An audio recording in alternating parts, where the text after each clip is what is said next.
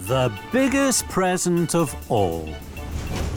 For all the engines on the Island of Sodor, there are jobs to be done, visitors to meet, and friends to greet. One day, there was a very special friend to greet. Hiro was coming back to Sodor. He was to help with the summer visitors. Thomas and Percy waited for him at Brendam Docks.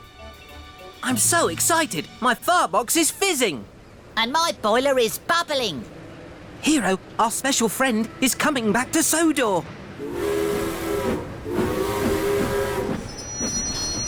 Hello, my good friends. I have missed you. We missed you too, Hiro. The three engines tooted and hooted with happiness. Welcome back, Hiro. First, you must go to the steamworks. Victor will check your engine after your long journey. Of course, sir. Every day, I want to be a really useful engine. Then, you must go to Knapford Station. I will meet you there. Yes, sir.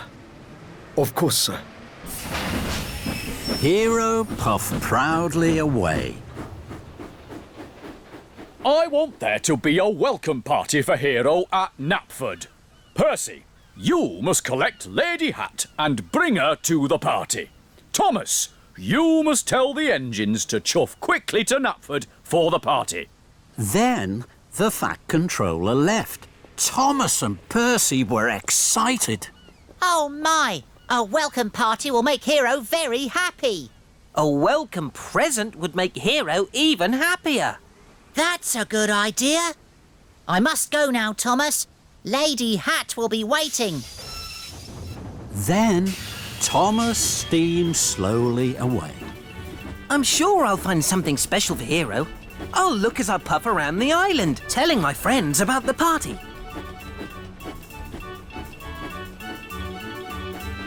Thomas clickety-clacked along the track. Something special from Sodor for my new friend. I'll search the whole island from end to end. Then an idea flew into Thomas's funnel. I'm sure there'll be something special at Farmer McColl's farm. So Thomas pumped his pistons and raced to Farmer McColl's farm. Emily was there. She was collecting straw. Hiro has come back. I'm finding a welcome present for him. That's exciting. Good luck, Thomas. Emily puffed away. Thomas didn't tell her about the party at Knapford. He was too busy looking for a welcome present. Thomas saw the big brown barn. Perhaps Hiro would like a barn. He could keep special things safe in a barn. But the barn is too big. And Thomas steamed slowly away. Something special from Sodor for my new friend. I'll search the whole island from end to end. Then another idea flew into Thomas's funnel. I'm sure there'll be something special at the quarry. So Thomas huffed happily to the quarry. Mavis, James, Toby and Henry were there. They were busy shunting slate trucks. Hiro has come back. I'm finding a welcome present for him. That's a wonderful idea, Thomas. Henry, James and Toby chuffed away to shunt trucks. Thomas didn't tell them about the party at Knapford. Thomas looked all around the quarry, but all he could see was Sodor slate. Slate is very special to Sodor, but slate is too small to be a present. I must look for something else. So Thomas chuffed away. Something special from Sodor for my new friend. I'll search the whole island from end to end. Then Thomas gasped. The steamworks! I'm sure there'll be something special there. So Thomas chuffed cheerfully to the steamworks. Hello, Kevin. I'm looking for a welcome present for Hiro. It has to be something special. Thomas saw an old bell. I'm sure Hiro would like a bell. Then everyone would hear him coming. Good idea, Thomas. Good idea. But when Kevin picked up the bell, it clanged and clanked. It rang and rattled. Trembling tracks. That's too noisy. Hiro will soon be at Knapford to see the Fat Controller. Bust my buffers. I must hurry. Thomas raced out of the steamworks. He didn't tell Victor and Kevin about the party either. Thomas raced into Knapford Station. Hiro was waiting, all alone. Thomas gasped. Cinders and ashes. I haven't found a welcome present for Hiro, and I haven't told anyone about the party. This won't make Hiro happy. Thomas felt terrible. Then his boiler bubbled and his wheels whirred. Hello, Hiro. Goodbye, Hiro. And Thomas steamed swiftly out of the station. Thomas puffed to Farmer McColl's. Emily, chuff as fast as you can to Knapford. The Fat Controller is having a welcome party for Hiro. Tell everyone you pass. Thomas, I've had a marvellous idea for a special present for Hiro. I'm sure he would like a bright, shiny dome.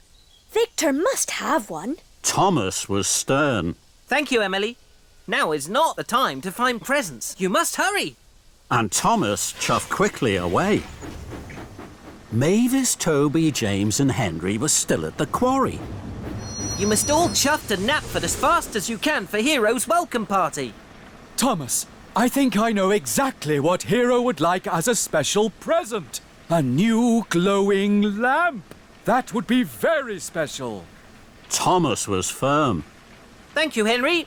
Now is not the time to find presents. You must hurry. And Thomas pumped his pistons and puffed away. Kevin, please tell all the engines to race to Knapford for Hiro's party. My friend, Kevin and I have been thinking, what about a new, shiny buffer for Hiro? I think Hiro would find that very special. Don't you think so, boss? Thomas? Thomas knew what he thought. I think now is not the time to find presents. Thank you, but you must tell the engines to hurry, please. And Thomas pumped his pistons and puffed away. Thomas clickety-clacked down the track this way and that, telling his friends all about the party. Thomas puffed into Knapford Station. His face was red and his firebox glowed. Thomas, where have you been? Hiro's welcome party is almost over. I'm sorry, sir. I was trying to find you a welcome present, Hiro. Something special from Sodor. But I couldn't find anything. I'm sorry. Hiro smiled. Thomas, my friend, you must not worry. My welcome present is right here. Being with my friends is the biggest present of all. And the most special present from Sodor. There is nothing more special. Then Thomas smiled and smiled. He knew Hiro was right, and so did all his friends. Snow tracks. It was winter time on the Island of Sodor. It had snowed all night. The trees were white, the cottages were white, and even the Fat Controller's railway was white. There was not an engine in sight. At Tidmouth Sheds, the engines looked out. Percy was very excited. It snowed! Thomas didn't like the snow. Bother! I'll have to wear my heavy snowplow. I don't like snow. You can get stuck in it. Stuff and nonsense. Snow is soft, but I am strong. It won't bother me. Then the Fat Controller arrived. Gordon, you must take some trucks to Brendam Docks. They are needed for an important coal delivery. You are a strong engine, but snow is slippery. Puff the long way round. Yes, sir. Thomas, you must deliver bundles of firewood to the stations. Yes, sir. And then the Fat Controller left. Thomas puffed with pride. That's a very special job. Not as important as mine. I shall go straight to the docks. I shall steam over every hill I come to. Gordon pumped his pistons proudly. Puffed the long way round. That means, Gordon, don't go up any hills. Hills are not too steep for me. I am strong. I am the best. And Gordon wheeshed out of Tidmouth sheds. Gordon huffed and he puffed. His smoke was grey against the snowy white countryside. Soon, Gordon came to a hill. This hill isn't too steep for me. I shall steam over it. So Gordon thundered up the hill. I am special. I am the best. And he chuffed right to the top. That was easy. But Gordon found going down the other side wasn't so easy. The rails were icy. Gordon's wheels slipped and slid. He went faster and faster. Perishing pistons! Spencer was huffing up the hill. The Duke and Duchess of Boxford were on board. They were having tea. Slow down, Gordon! But Gordon couldn't slow down. Slushy snow sprayed from his wheels. Spencer was covered from footplate to fender. Rattle my rods! I'm as dirty as a ditch! But Gordon didn't hear as he clickety-clacked on the icy tracks. Gordon came to another hill. It was even bigger. This hill isn't too steep for me. I shall steam over it. So Gordon thundered up the hill. I am special. I am the best. But the tracks were icy. The snow was deep and the hill was very, very steep. Gordon steamed slower and slower. Bust my boiler. This is hard work. Wheel turn by wheel turn, Gordon huffed and puffed to the top of the hill.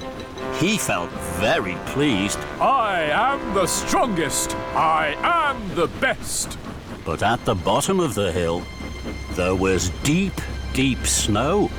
The snow flew up all over Gordon's face. Toppling boilers, I can't see. Gordon rattled off the main track and into a siding, straight into the back of some slate trucks. Gordon was covered in thick grey dust. Oh, the indignity! At least I can see now. And Gordon huffed on towards the docks. The snow was deeper and deeper and deeper. Gordon could hardly huff through it. This is hard work. Now Gordon was at the bottom of Gordon's Hill. Gordon's Hill was the biggest of all, and it was covered in thick, thick snow. Gordon's Hill isn't too steep for me. I shall steam over it. I am strong. I am the best. But Gordon didn't feel so strong anymore, and he didn't feel the best. Gordon puffed against the snow. Snow is soft, and I am strong. It won't bother me. But the snow wasn't soft. It had become a giant snowball. It grew bigger and bigger. Gordon started to huff slower and slower. He thought his boiler was going to burst. Oh, my! Just then, Thomas chuffed up behind Gordon. Thanks for clearing the tracks, Gordon. Now I can deliver the firewood faster. Then there was trouble. The giant snowball was too big and too heavy. It started to push Gordon back down the hill. Look out, Thomas! Cinders and ashes! Gordon and his trucks rolled back faster and faster. Thomas chuffed back faster and faster. He slipped into a siding, and Gordon rolled round a bend. The giant snowball will surely miss us now. But Gordon was wrong. The giant snowball rolled down the track and crashed and bashed into Thomas. Gordon saw Thomas and his truck of firewood lifted high in the air and derailed. Now it was Thomas who looked like a giant snowball. Luckily, no one was hurt. Gordon felt terrible. I'm not strong, and I'm not the best. It's a disaster. Gordon steamed slowly to Thomas. I'm sorry, Thomas. I'll huff my hardest to help you.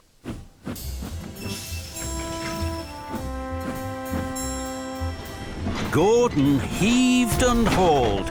He pushed and puffed, but the snow was too heavy. The snow was too thick. Gordon could not shove through it to help his friend. I'm not strong enough, Thomas. I'll find Rocky. He's stronger than me. Gordon found Rocky at Brendam Docks. Hello, Thomas. I'll have you back on the tracks in no time. Soon, Thomas was no longer a snowball. He was a bright blue engine again. Thank you, Rocky. Now I must deliver my firewood. I'm very late. The station masters will be waiting, and they'll be very cold. I'll help you, Thomas. What about your very important job? I delivered my trucks to the docks. Now I can help you with your very important job.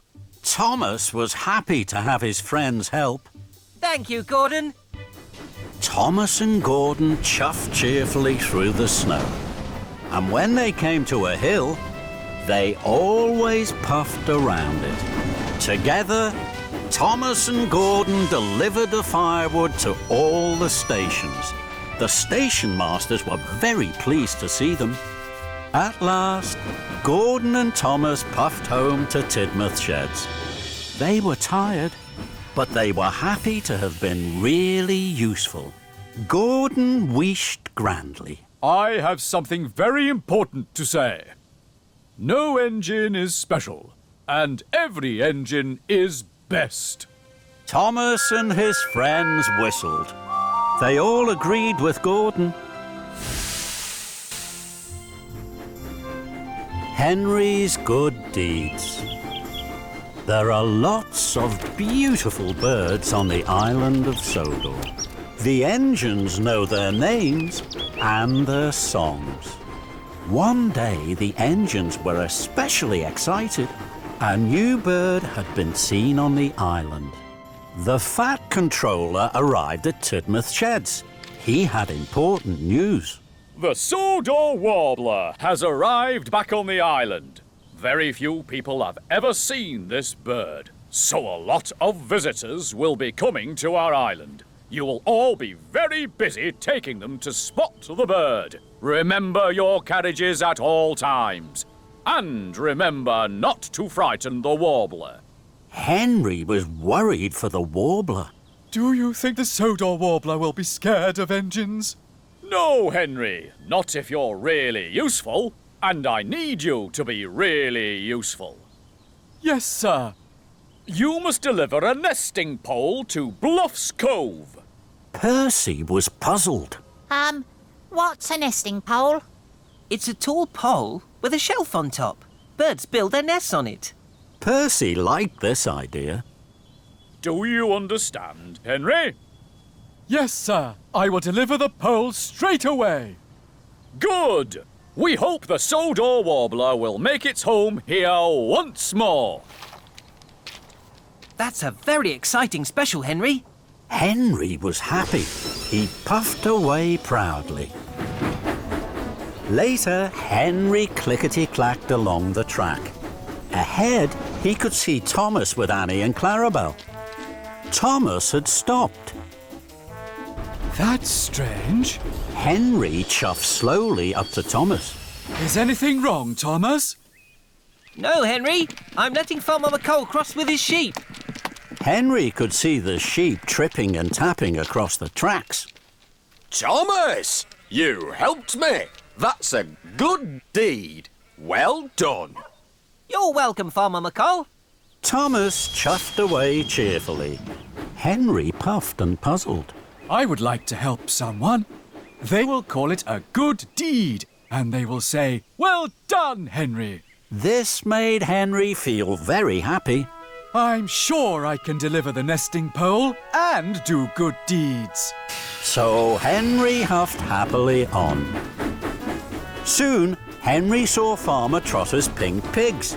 They were snuffling and sniffing sadly at the side of the track. Those pigs don't look very happy. Then, Henry saw that the pigs were looking at the muddy field on the other side of the tracks. I know what's wrong. Those pigs want to roll in the muddy field. If I stop here, those pigs can cross safely. They won't be scared anymore. So Henry stopped, and the pigs tripped and trotted across the tracks. Soon, the pigs weren't pink anymore. They were brown, muddy, and very happy. Farmer Trotter wasn't happy at all. I wanted pink pigs to take to the county fair. Henry was sorry. Oh dear, Farmer Trotter is cross. I didn't help at all. Suddenly, an idea flew into Henry's funnel. I'll reverse back down the track. Then the pigs will have more room to cross. Henry pumped his pistons, his wheels whirred, he puffed steam and he chuffed backwards. This should help, Farmer Trotter. But it didn't help. The pigs were scared by Henry's steam and the whir of his wheels. They scattered and clattered into the apple crates. The apples rolled everywhere. This made the pigs very happy. They munched and scrunched the rosy red apples, but now they wouldn't move from the tracks. That made Farmer Trotter even more cross. Bust my buffers! My idea wasn't a good deed at all. Just then, Thomas puffed up on the downline. Annie and Clarabelle were full of visitors to see the Sodor warbler. Cinders and ashes! How am I going to puff through? The Sodor warbler has been spotted in the Fenland fields. I'm in a hurry. I'm sorry, Thomas. I was trying to help Farmer Trotter. I'm sure I can help you. I'll take your visitors to the Fenland fields. We'll be there in good time. Thomas thought this was a good idea. Thank you, Henry. The visitors were surprised. They stepped and scurried through the pigs to Henry's carriage. Henry felt pleased. I'm sure this is a good deed, and I'm sure I still have time to deliver the nesting pole. Henry puffed and huffed his hardest all the way to the Fenland fields. Here we are. Watch out for the warbler. The visitors were very excited. They opened the carriage doors carefully. They didn't want to scare the Sodor warbler away. Henry felt very happy. At last, I've been helpful. I've done a good deed. Henry tooted a loud goodbye. Then there was trouble. A colourful bird flapped and flew from a tree high into the sky and away. It was the Sodor warbler. The visitors moaned and groaned. Fizzling fireboxes. The bird was scared of my loud whistle. Henry steamed sadly away. I wanted to help the pigs. I wanted to help Farmer Trotter. I wanted to help the visitors. But I haven't helped anybody. I've done no good deeds. And I haven't delivered the nesting pole. Henry felt terrible. Henry huffed towards Bluff's Cove. He had to deliver the nesting pole. I don't think anyone is ever going to say, "Well done, Henry," to me. Henry waited at a junction. His wheels wobbled with worry. Now I'm sure I'll be late with the nesting pole.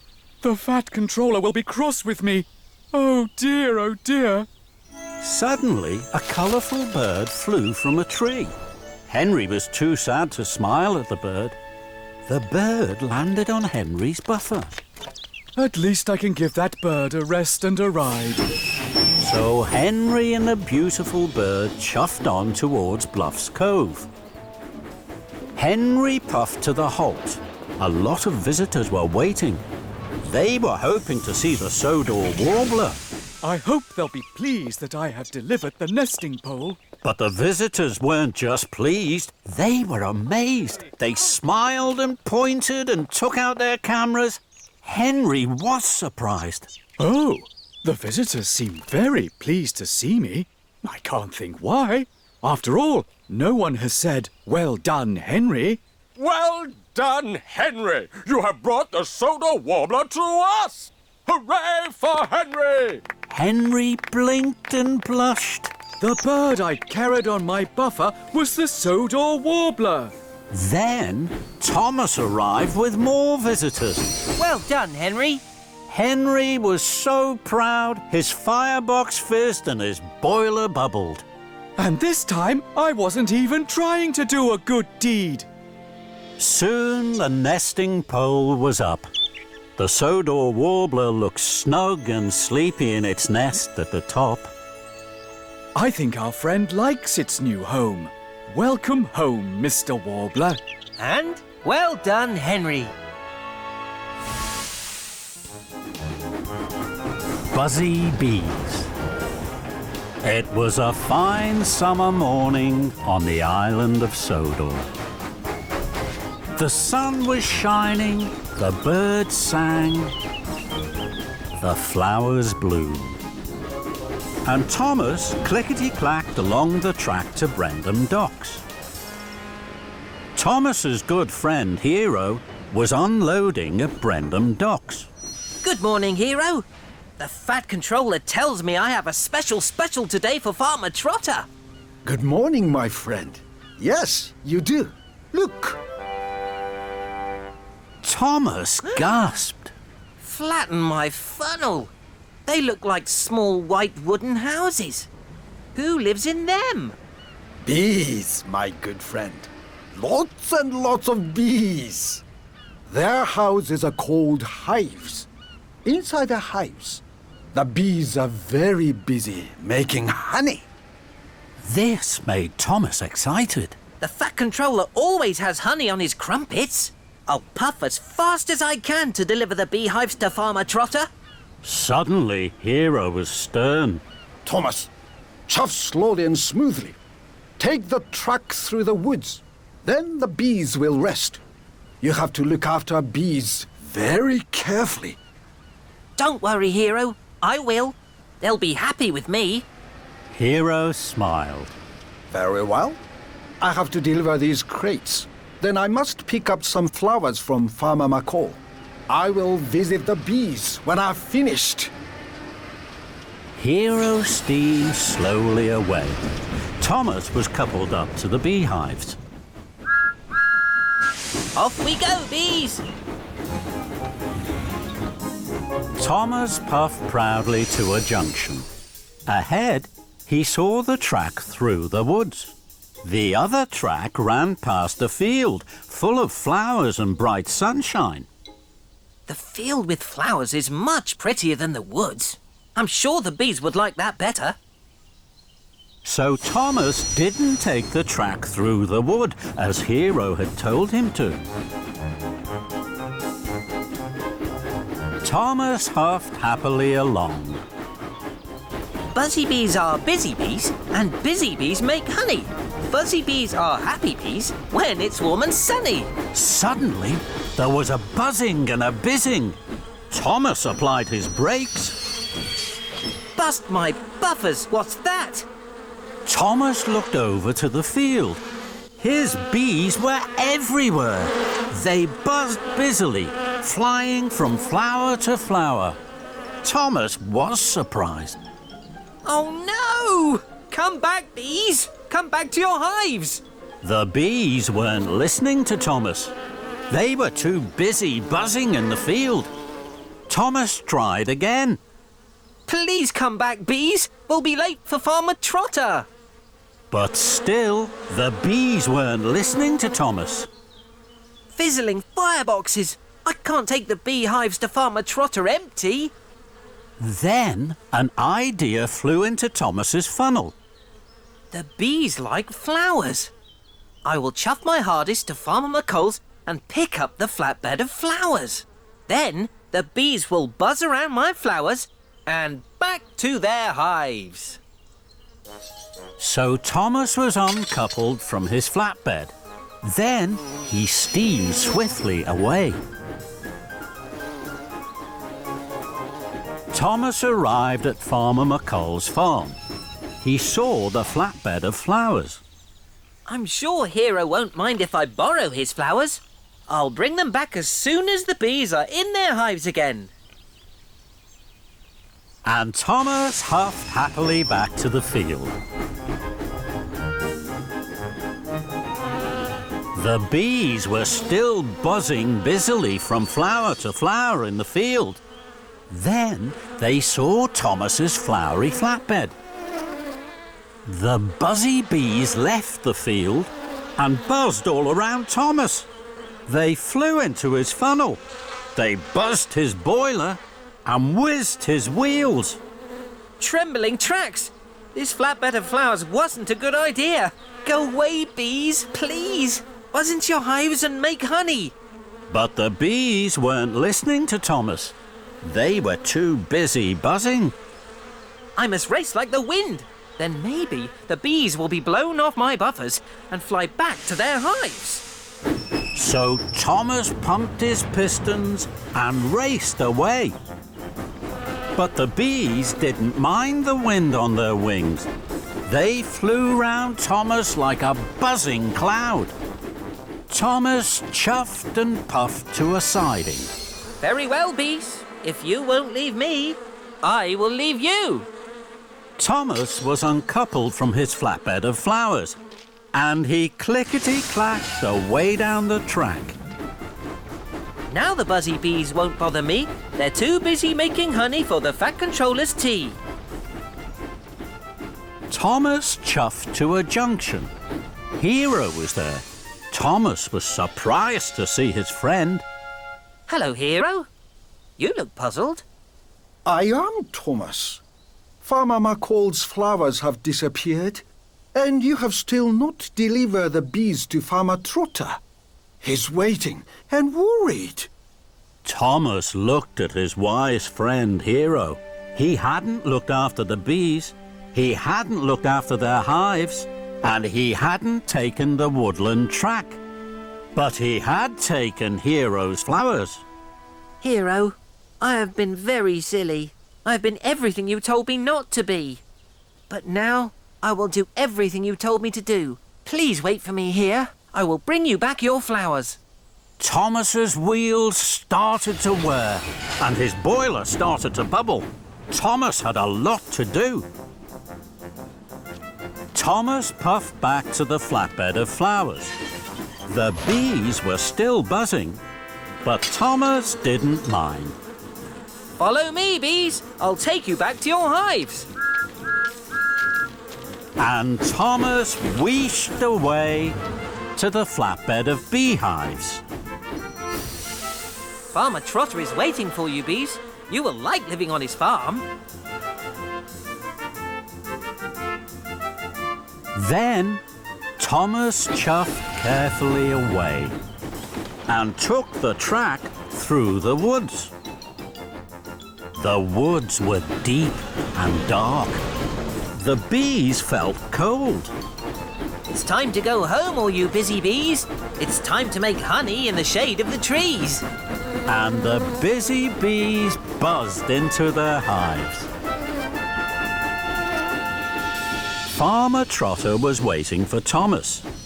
He was very pleased to see his new beehives.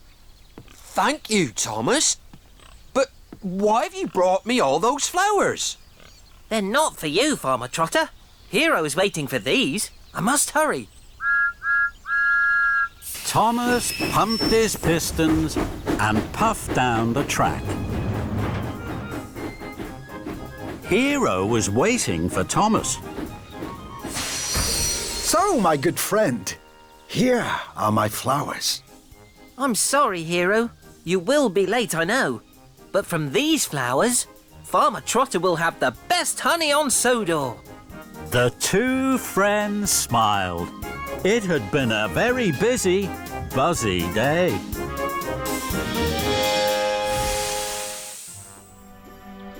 Hiro Helps Out. The engines on the Island of Sodor like to be busy. They heave and haul. They huff and puff. And most of all, they like to please the Fat Controller. One morning, Hiro chuffed into Knapford Station.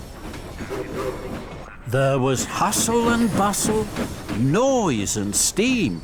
It was another busy day at Knapford. Then, the Fat Controller hurried onto the platform without his hat. Hiro gasped.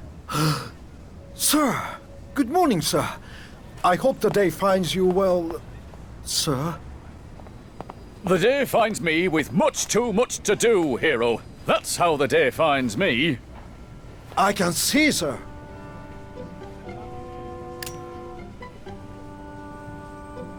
What are you staring at, Hiro?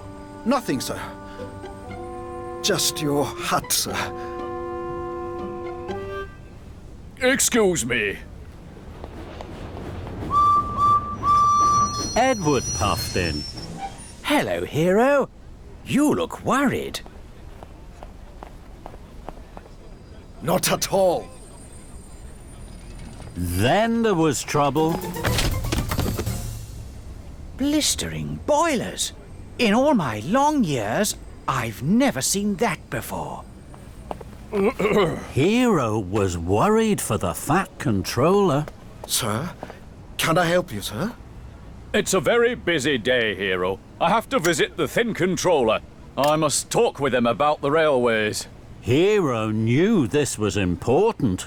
I understand, sir. I must be away from Knapford. Of course, sir. Now Edward was worried. Sir? Not now, Edward. Edward was still worried. I have to pick up visitors from Brendam Docks. I don't know where to take them. Hiro didn't know where the visitors should go either, but he didn't want to bother the Fat Controller. Then an idea flew into his funnel. Take them to the hills, Edward. They will enjoy the hills. So Edward puffed away to Brendam Docks and the hills. Hiro felt happy. He was master of the railway as he liked to be. Hiro puffed up to the water tower. Thomas was there. He was taking on water. Hello, Thomas. Hello, Hiro. Where are you going, Thomas? To Knapford. I must ask the Fat Controller where to take these crates of benches and tables. Hiro still didn't want to bother the Fat Controller. The Fat Controller is busy now, Thomas. He will tell you where to go later. You have time to visit your friend, Farmer Trotter. So Thomas chuffed cheerfully away to Farmer Trotter's farm. Hiro was happy. He was helping the Fat Controller. Hiro steamed up to a junction. Percy was there. He had a flatbed full of quacking ducks. Hello, Percy. How are you? Percy was worried. Hello, Hiro. These ducks are very noisy. They want to go swimming. I have to find the Fat Controller. He will tell me where I must take them for a swim. Hiro still didn't want to bother the Fat Controller. The Fat Controller is very busy, Percy. Perhaps you could puff to the Finland. The ducks will be happy there. Thank you, Hiro. Hiro was happy. Helping the Fat Controller was the best job he had ever had.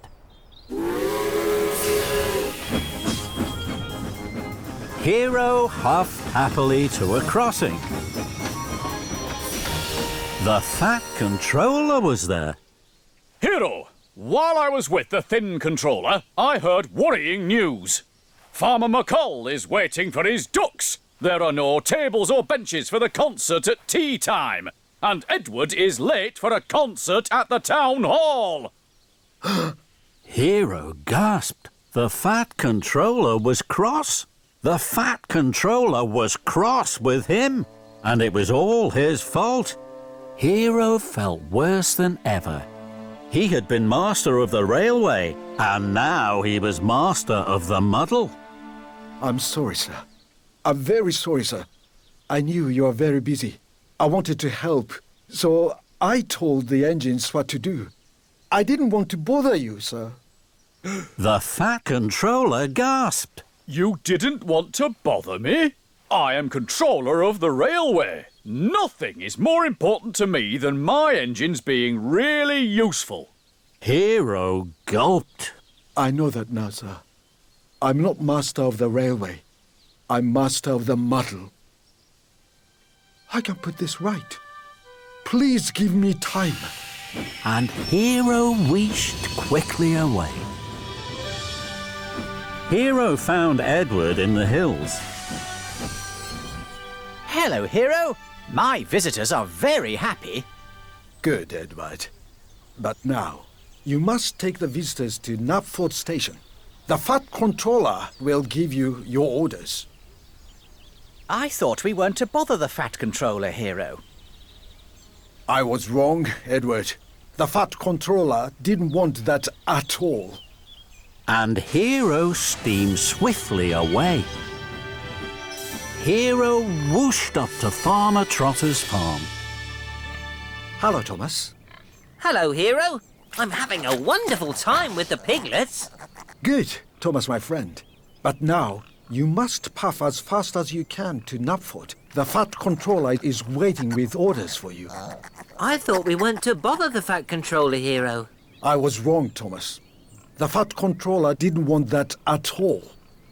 Bye, Hiro. Hiro clickety-clacked onto the Fenland track. Percy was there. The ducks were swimming happily.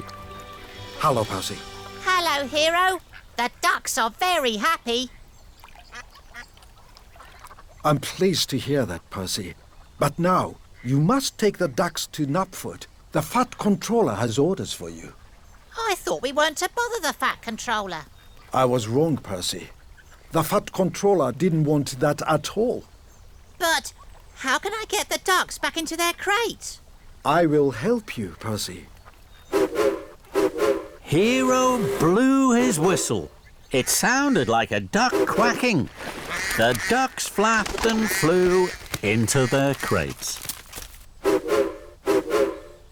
Thank you, Hiro. Later, the Fat Controller had given his orders to the engines. Now, you all know what you have to do. Chuff away and be really useful. Hiro puffed forward. And what shall I do, sir? You, Hiro, will do what you have always done. You will be helpful, Hiro. Helping me. And nothing could have made Hiro happier. Splish, splash, splosh.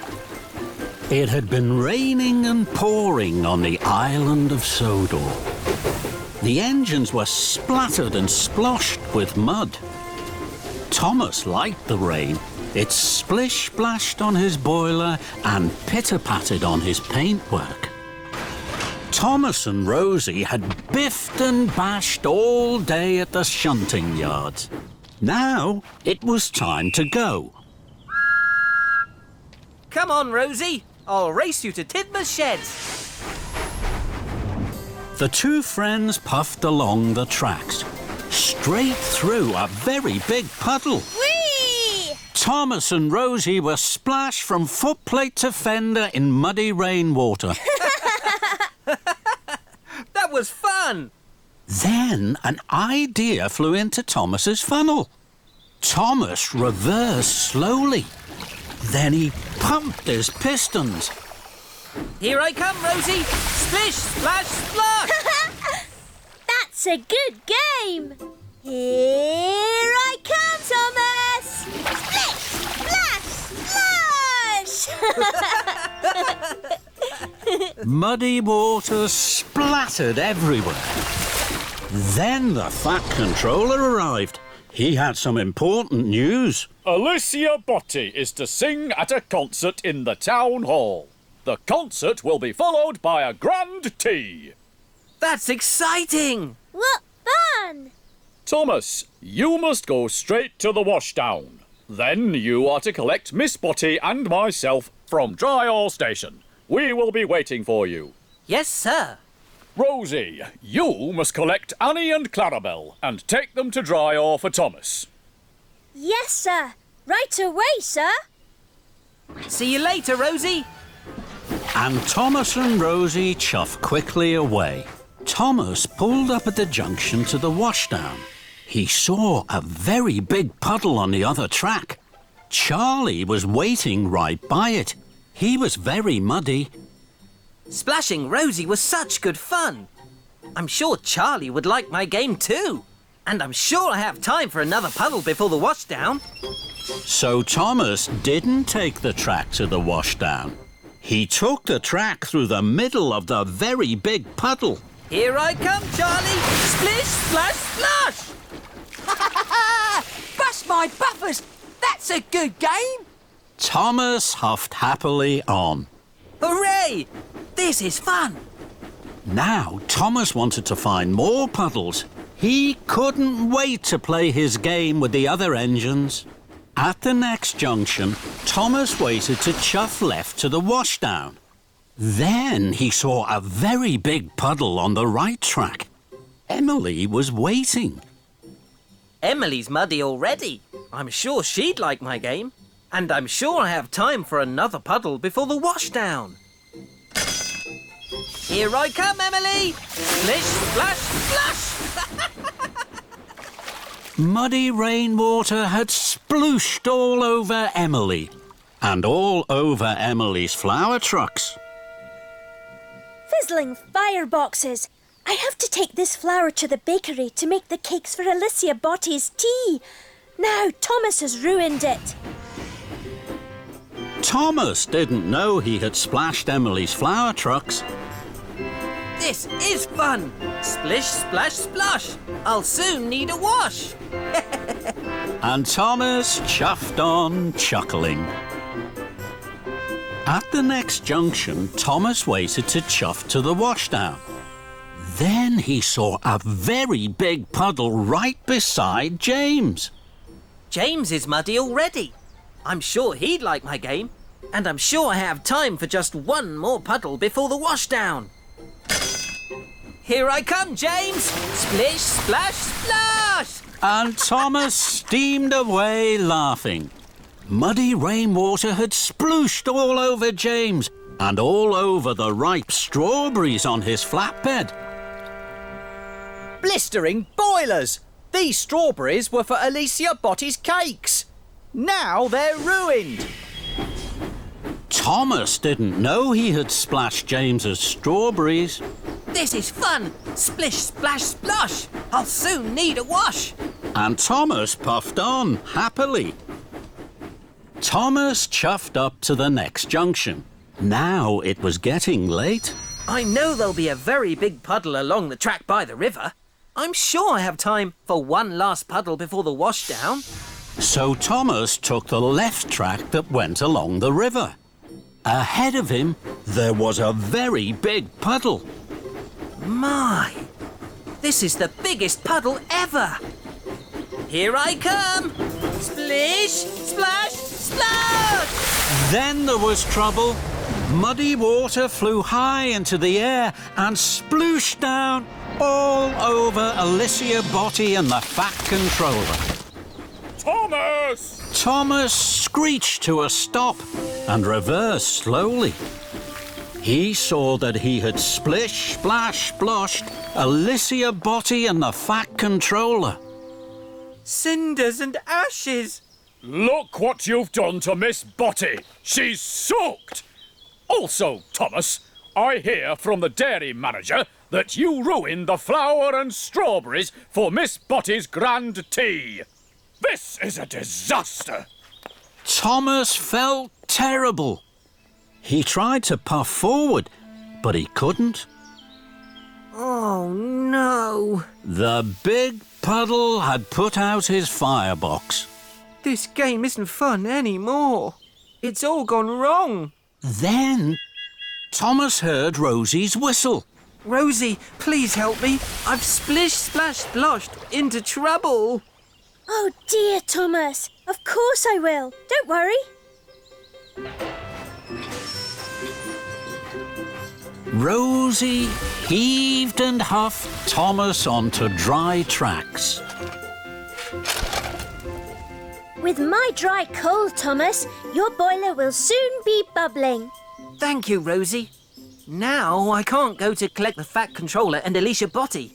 Would you take my special for me? Of course I will. I'll go right away. Later, Thomas was once more steaming happily. He pulled up at a junction. There was a very big puddle on the right track. Look at that big puddle. It's perfect for splish, splash, sploshing. No, I'm not going to splish, splash, splosh anymore. I must make sure that Alicia Botty's grand tea is on time. And Thomas puffed along the left track to the bakery and away from the big puddle. Thomas arrived just as James and Emily had delivered fresh strawberries and flour to the bakery. Your silly game means we'll be late for the concert. No, you won't. I'll wait here for the cakes, then I'll deliver them. You can go to the washdown, then you'll both be clean for the concert. Thank you, Thomas. Now I'll be shiny and best, and gleam more than the rest. Thomas puffed in with the fresh strawberry cakes for the grand tea. You're just in time, Thomas. Thank you, sir. I'm sorry I caused confusion and delay. Rosie puffed up to Thomas. I found another puddle. It's perfect for our game. We can play again. No, thank you, Rosie. I think I've done enough splish, splash, sploshing for one day. Steamy Sodor. All the engines on Sodor like to be really useful. They huff and they puff to do their best for the Fat Controller's railway. And sometimes that means doing a job they have never done before. One morning, the Fat Controller had a new job for Thomas. Victor has to go to the transfer yards. He has to see one of the little engines. He'll be away all day. You must look after the steamworks, Thomas. Victor will tell you all you need to know. Make sure you listen carefully. Yes, sir. Thomas was excited. The Sodor Steamworks is one of my favourite places on the island. Today, I'm going to be in charge. That's a very important job, Thomas. Good luck. Thank you, Percy. And Thomas puffed proudly away to the steamworks and his new job. Victor was waiting for Thomas at the steamworks. Thomas was very excited. His boiler bubbled and his firebox fizzed. Hello, my friend. This is a big day for you. The steamworks will be very busy. Not too busy for me, Victor. I like being busy. That's good, my friend. Now, when an engine comes in, you have to listen carefully to the problem. If you need help, ask Kevin. That's right, Thomas. When you're in a fix, look no further. Just ask Kevin. It'll save you bother. Thank you, Kevin. Are you listening, Thomas? Yes, Victor. But Thomas was too excited to listen. He wanted to get on with his very important job. Don't worry, Victor. I know just what to do. Hurry, Victor. You'll be late for the little engines. Very well, my friend. Good luck. And Victor steamed away. Thomas was now in charge. Soon, Spencer steamed sulkily into the steamworks. His shiny silver paintwork was scratched and scuffed. Spencer was surprised to see Thomas. Huh, where's Victor? He's away today. I'm in charge. Spencer was worried. Oh my, Spencer. You are in a mess. I'll check you over from wheels to whistle. Put Spencer up on the hoist, please, Kevin. Kevin was worried. Are you sure, boss? I mean, Thomas, I don't think Spencer needs to go on the hoist. I mean, he needs a repaint, boss. But Thomas wasn't listening to Kevin. He was too excited. He was in charge of the steamworks. Put Spencer up on the hoist, Kevin. Over here, Spencer. Please, if you don't mind. Please. Thank you. So Spencer huffed huffily to the hoist. Then Henry chuffed in. Henry wasn't well. He spluttered and stuttered. He wheezed and sneezed. Henry was surprised to see Thomas. What are you doing here, Thomas? Victor is away today. I'm in charge. Henry sighed. Then he wheezed. Then he sneezed. Footplates and fenders. I know just what's wrong with you, Henry. You have been given the wrong coal. Henry gasped. No, Thomas, it's not my... But Thomas wasn't listening. Don't worry, Henry. We'll have you puffing proudly in no time. Kevin, bring over some of Henry's special coal, please. But what about Spencer, boss? But Thomas wasn't listening. Quick as you can, Kevin. So Kevin trundled to the coal. Spencer sat sniffily by the hoist. Henry spluttered and stuttered, and Thomas felt pleased and proud. I like being in charge of the steamworks. Then James steamed snootily in. Straw and twigs blocked his funnel. Why are you here, Thomas? Victor is away today. I'm in charge. Bubbling boilers. You are in a mess. What happened to you? I can't puff properly. I know just what you need. Kevin, Yes, boss. I mean, Thomas. James needs a new funnel. No, I don't. But Thomas wasn't listening to James. But what about Henry's coal? And Spencer on the hoist? Thomas wasn't listening to Kevin. Find the spare funnel, please. Kevin was now very confused. To find the funnel, he had to put down Henry's coal. But first, he had to raise Spencer on the hoist. It was all too much for Kevin. Oh, dear, boss. Thomas. Don't worry, Kevin. I'm in charge. Then there was trouble. Kevin reeled and rolled back towards the hoist. And with a biff and a bash, he hit a big green button. That made Spencer shudder into the air. Trembling tracks, what's happening? Kevin gasped. Heaving hooks. Sorry, Spencer. Then Kevin dropped Henry's coal right in front of Henry's nose. Bust my boiler and crashing coals. Kevin rocked and rolled into James. Mind my shiny red paintwork. James was so upset he blew the biggest puff of steam he had ever blown. All over Victor. Victor had just arrived from the transfer yards. Now he was covered from buffer to buffer in twig, soot and straw. Victor's wheels wobbled and his steam stuttered. Sizzling Sodor! What has happened to my beautiful steamworks? Thomas looked at Victor and then at the mess and the muddle. Cinders and ashes. This is all my fault. No, boss. I mean, Thomas, I'm sure it's my fault. I'm sorry, boss. I did try to say, boss. No, Kevin. It's not your fault.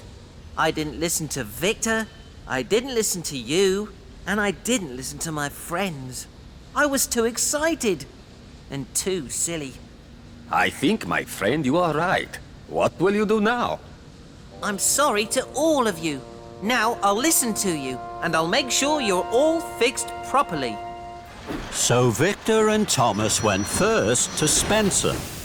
I don't need checking from wheels to whistle. I need new paint for my scuffs and scratches. This time, Thomas listened. Don't worry, Spencer. You'll be sparkling silver in no time. That made Spencer very happy. Next, Victor and Thomas talked to Henry. I have my special coal, but there's something wrong with my firebox. It makes me wheeze and sneeze. Don't worry, Henry. Your firebox will be cleaned. You won't wheeze and sneeze anymore. And Thomas was right. Pumping pistons. No more wheezes and sneezes. That's much better. Lastly, Victor and Thomas listened to James. I don't need a new funnel. I need my old funnel cleaned and polished. James, you will have the most perfectly polished funnel on Sodor. James's funnel was shining like the sun. James smiled from fender to footplate. Soon, all the engines were fixed. They were ready to be really useful again. Well done, my friend. Time to go home. Not quite, Victor. It's time to say thank you to Kevin. Anytime, boss. I mean, Thomas. And everyone laughed and laughed and laughed. Thomas and the Runaway Kite. It was a windy morning on the Island of Sodor. It was the day of the Sodor Kite Festival. Soon the sky would be full of kites of all shapes and colours. The engines were very excited about the Kite Festival. Thomas was the most excited of all, because Thomas liked kites best of all. Thomas puffed into Brendam Docks. He had a very special. He was to collect the winner's cup for the Kite Festival. Thomas gasped when he saw the cup. Oh my! That's the most beautiful cup I've ever seen. Thomas, you must deliver the winner's cup to Knapford Station. Lady Hatt will give it to the winner at tea time. Thomas beamed from buffer to buffer. Yes, sir. I will chuff straight there. Thomas puffed proudly. He wanted everyone to see that he was pulling the winner's cup. Thomas pulled up to a junction.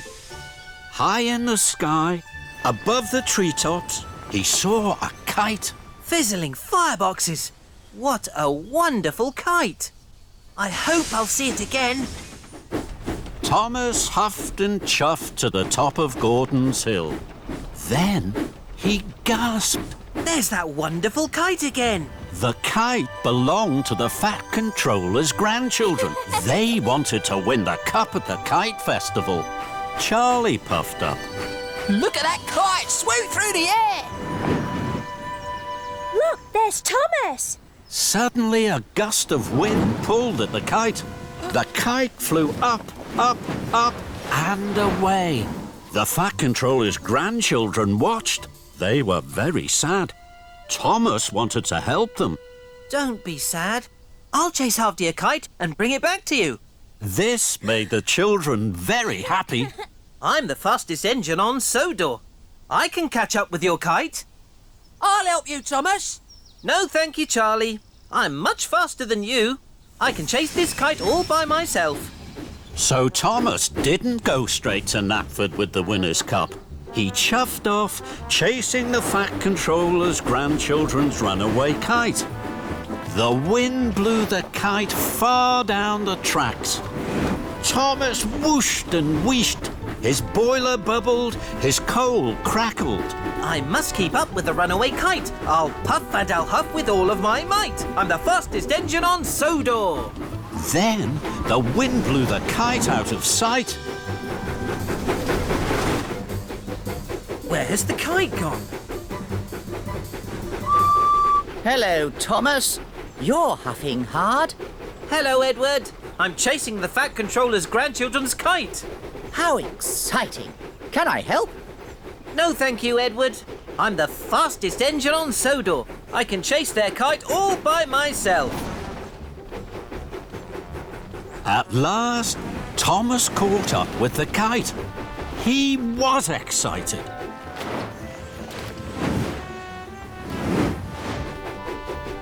Then the wind blew the kite another way.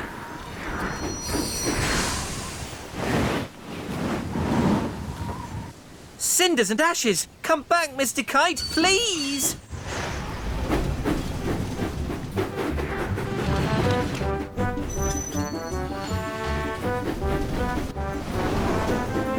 Thomas chased and raced. I must keep up with the runaway kite. I'll puff and I'll huff with all of my might. I'm the fastest engine on Sodor. Then the wind blew the kite up over the bridge. Emily was on the bridge. She saw the kite. She was surprised. Hello, Thomas. Are you chasing that kite? Yes, Emily. It has blown away from the Fat Controller's grandchildren. I've promised I'll catch it. Can I help? No, thank you, Emily. I'm the fastest engine on Sodor. I can chase it all by myself. And Thomas whooshed on under the bridge.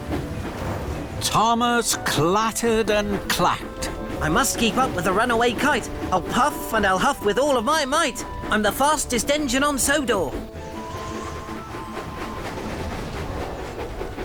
What's wrong, Thomas? Your cheeks are as red as James's boiler. I'm chasing that kite. Let me help. I can chase it with you. No, thank you. I can chase this kite all by myself. I'm the fastest engine on Sodor. So Percy chuffed off and Thomas puffed on. At last the wind dropped. The kite landed in front of Thomas near a junction. Thomas was pleased. Bubbling boilers, I've caught up with you now, Mr. Kite. Thomas whooshed across the junction towards the kite. Then there was trouble. Thomas started juddering and jittering. The flame in Thomas's firebox flickered and fizzled out. Thomas had burned all his coal chasing the runaway kite. Oh my! Oh no! I've run out of coal! Then the wind blew again. The kite flew high in the sky and was gone. I can't puff anymore. I can't chase the kite. I'm not the fastest engine on Sodor. I've broken my promise to the children and I haven't delivered the winner's cup to Knapford Station. Thomas felt terrible. It's all my fault. Suddenly, Thomas heard an engine chuffing around the corner. It was Charlie. What's wrong, Thomas? I ran out of coal trying to chase the kite. I thought you were the fastest engine on Sodor. I'm not. I was silly to think I could catch the kite on my own. Will you help me, Charlie? Of course I will, Thomas. Charlie gave Thomas some of his coal. Soon, Thomas's firebox was burning brightly. Thank you, Charlie. I'm late. I must deliver the winner's cup to Knapford Station. Can you look for the kite, please? With all my huff and chuff, Thomas. So Thomas puffed to Knapford with the winner's cup. On his way to Knapford, Thomas stopped at a junction. Percy, Emily and Edward were waiting. You look sad, Thomas. I didn't catch the Fat Controller's grandchildren's kite. Will you all help me? Of course we will, Thomas. Right away. With no delay. Thomas's friends were happy to help him, and Thomas was happy to be helped. Thomas arrived at Knapford Station with the winner's cup. The Fat Controller's grandchildren raced over. Hi, Thomas. They hoped Thomas had found their kite. I haven't found your kite, but all my friends are looking for it now. Come with me. So the children climbed cheerfully on board.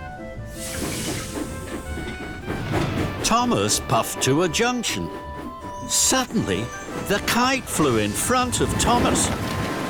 There's the kite! Emily, Percy, Edward and Charlie chuffed to the junction. The kite danced between them. Then, it caught its tail on the signal. Hooray! We've caught the kite! The engines tooted, the children cheered. With the help of my friends, We caught the kite. And later that day, at the kite gala, the Fat Controller's grandchildren's kite danced best of all, as the wind blew it high up in the sky, and Thomas smiled and smiled. A blooming mess. It was a special day on the Island of Sodor. Knapford Station was going to be decorated.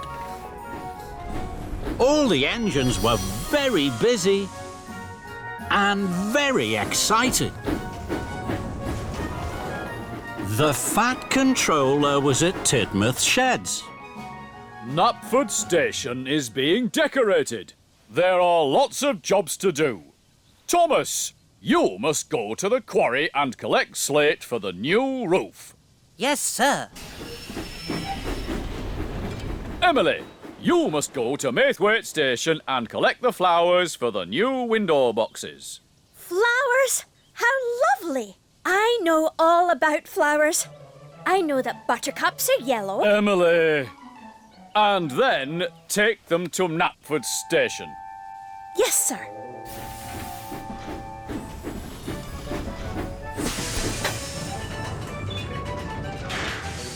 Emily huffed happily to Maithwaite Station. She passed Toby.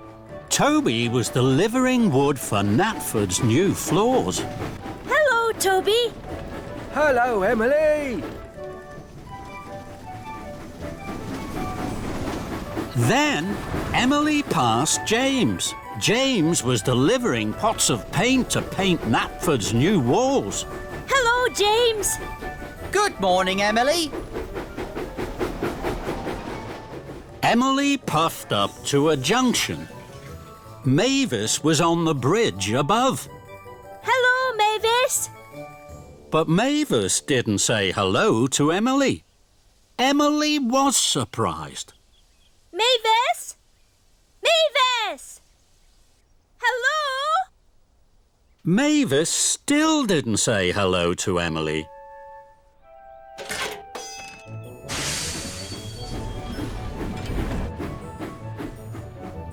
Emily wondered what was wrong with Mavis.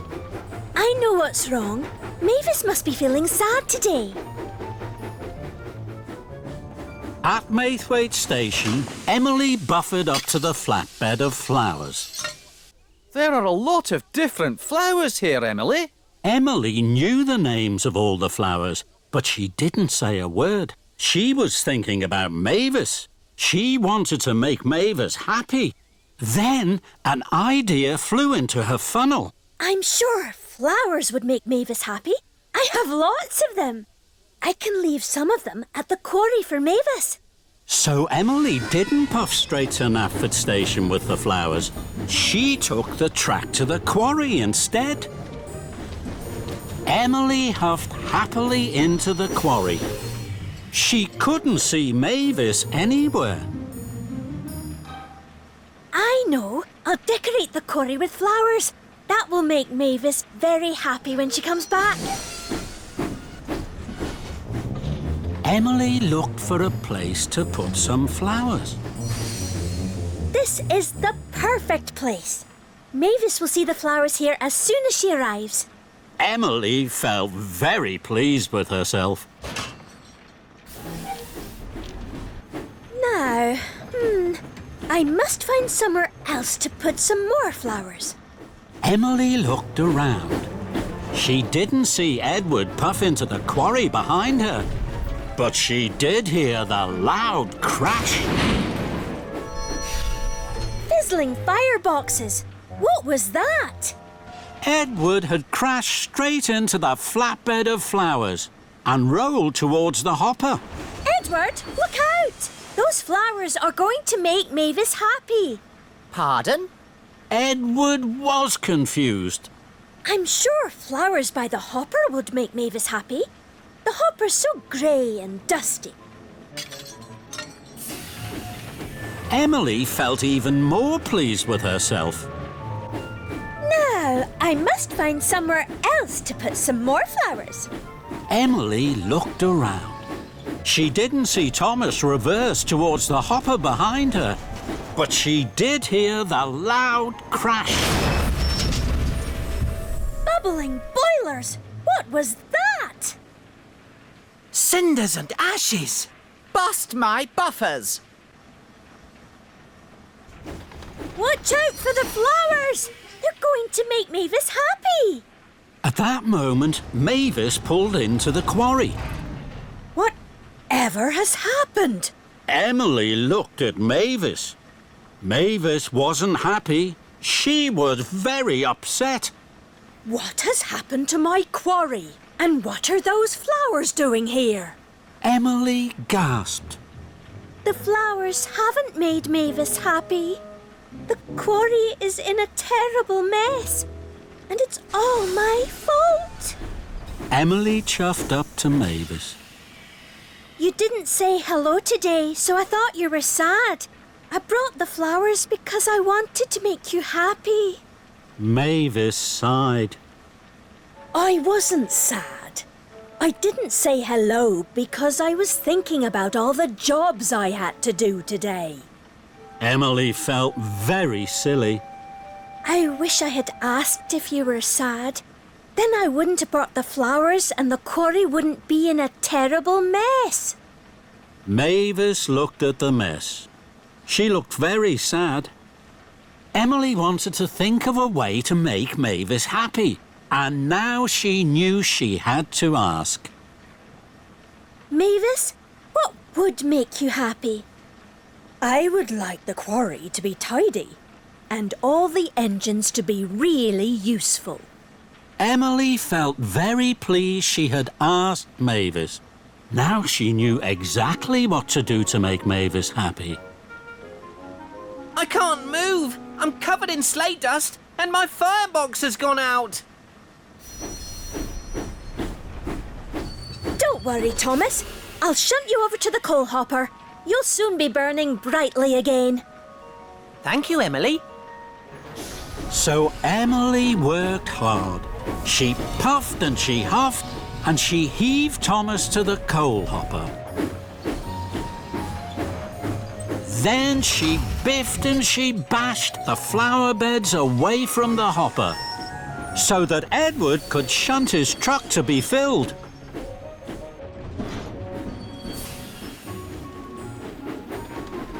Now, the quarry is tidy again and all the engines are being really useful. Is there anything else that would make you happy? Yes. I want you to deliver the flowers to Knapford Station, where they should be. Right away, Mavis. At last, Emily arrived at Knapford Station. Here are the flowers for the new flower boxes. Thank you, Emily. Emily watched as the flowers were unloaded. They looked very pretty. Did you know, Thomas, that those yellow flowers are called buttercups? And those red ones, Edward, are called roses. And those white ones are daisies. Mavis puffed up. She was smiling. My! You're smiling, Mavis. Are you happy? I am. Those flowers look wonderful. And that made Emily happy too. Toby's new whistle. It was a bright sunny day on the Island of Sodor. All the engines chuffed cheerfully. Everyone was smiling. Everyone except Toby. Toby was at the steamworks. Toby's bell had stopped working. It was covered in rust and didn't clang and chime anymore. It had to stay in the steamworks to be cleaned. So Toby was very sad. Victor didn't have another bell for Toby, so he had to be fitted with a new steam whistle. Easy does it, Kevin, my friend. Left a little, no, right a little. Perfect. Very good, my friend. How does that feel, Toby? Toby thought the new whistle felt very strange. It was much bigger than his old bell. He was worried. I've never used a steam whistle before. James chuffed into the steamworks with the fat controller. Hello, Toby. That's a 3-chime steam whistle. I used to have one of those. This made Toby even more worried. Is it a good whistle? It's the best. It's the loudest whistle in the whole of Sodor. The loudest? Yes, it's loud and booming. Everyone will hear you coming. Toby didn't like this. He didn't like loud and booming noises. He liked the ting-a-ling-a-ling of his old bell. Toby, you must go to Knapford and collect Lady Hatt. She's waiting, so don't be late. Yes, sir. So Toby chuffed off to Knapford Station with his new 3-chime steam whistle. I wish I had my old bell back. I don't know how to use this new loud and booming 3-chime steam whistle. Then an idea flew into Toby's funnel. If I puff slowly and carefully, I won't need to use my whistle at all. I can do all my jobs and wait for my old bell to be fixed. This made Toby feel much happier. Toby steamed slowly through Sodor. Gordon huffed and puffed impatiently behind him. Out of my way, Toby, you old steam tram! You're making me late!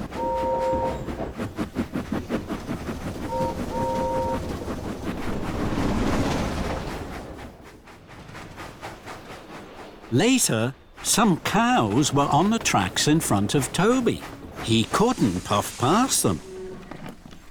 Go away, cows, please. I need to chuff through. But the cows didn't take any notice of Toby. They didn't move. They were too busy mooing and chewing. Toby knew what he needed to do. He needed to blow his new steam whistle. But Toby was scared. I don't want to use this new 3-chime steam whistle. I wish I had my little bell back. Then another idea flew into Toby's funnel. I know what I can do. I'll get help. So Toby reversed down the track to find help. Some farm workers were working in the field. Excuse me. Hello? Hello? The farm workers didn't hear Toby. Toby blew steam and rattled his rods. But the farm workers still didn't hear Toby. They were too far away. Bust my buffers, they can't hear me. Toby knew he should use his new steam whistle, but he was still too scared. I wish I had my little bell back. So Toby puffed on. Somewhere he had to find help. But Toby couldn't find anybody to help him. So he huffed back to the cows. I do hope the cows have gone back to their field now. But the cows hadn't gone back to their field. They were still mooing and chewing all over the tracks. Oh, no! Toby tried to biff them with his cowcatcher. But they still wouldn't move. Oh, no, Henrietta. I think we're trapped. Then there was trouble. Toby heard a noise that made his wheels wobble. Another engine is coming. They'll crash into the cows. The engine steamed round the corner. It was Thomas. Thomas was racing like the wind. His firebox was fuming and his boiler was burning brightly. I have to tell Thomas about the cows. I'll have to use this new whistle. Toby closed his eyes. His firebox flared and steam blew into his new 3-chime steam whistle. It was the loudest whistle anyone had ever heard on Sodor. What was that? It was a 3-chime steam whistle. They're the best whistles ever. I wonder who blew that. Thomas heard the 3-chime steam whistle. Cinders and ashes! I must stop! He applied his brakes. Thomas screeched and skidded. Sparks flew and tracks trembled. Toby didn't dare look. Phew! Thank you, Toby. Your whistle told me there was trouble ahead. Toby felt very proud. I'm pleased I used my 3-chime steam whistle. It was even louder than my bell. Thomas was proud of his friend Toby. Together with their whistles and wheesh, Toby and Thomas moved the cows from the track. Then, Toby remembered Lady Hatt. Fizzling fireboxes. I've forgotten all about Lady Hatt. She's waiting for me at Knapford. I must puff faster than Gordon to chuff there on time. Don't worry, Toby. I'll puff with you. We're sure to make it together. Thomas and Toby huffed and puffed towards Knapford Station. Suddenly, the Fat Controller arrived. He was very cross. Toby, Lady Hatt waited for a very long time. Now Gordon is taking her home. Toby was upset. He knew he hadn't been a really useful engine. Oh, I'm sorry, sir. Then Toby stopped. He saw something ahead. There's a fallen tree across the tracks. And Gordon is steaming straight towards it. Oh, no! Don't worry, sir. I know just what to do. Toby bubbled his boiler and pumped his pistons. He blew his 3-chime steam whistle as loudly and as boomingly as he could. Gordon heard Toby's whistle. He applied his brakes and screeched to a halt. Toby, did you blow that whistle so loudly? Yes, I did. It was my new 3-chime steam whistle. For a steam tram, you have a lot of puff. Thank you. Well done, Toby. Toby couldn't have felt more proud. Good job, Toby. Toby was back at the steamworks. His little bell was ready. It glistened and gleamed as if it were brand new. Toby was happy. Bye-bye, big new steam whistle. Victor and Kevin had heard the news that Toby had saved Thomas and Gordon. Well, Toby, my friend, it sounds as if you had a very busy day. Did you like the new 3-chime steam whistle? It was very useful. You can keep it if you like, my friend. No, thank you. My bell is the best of all.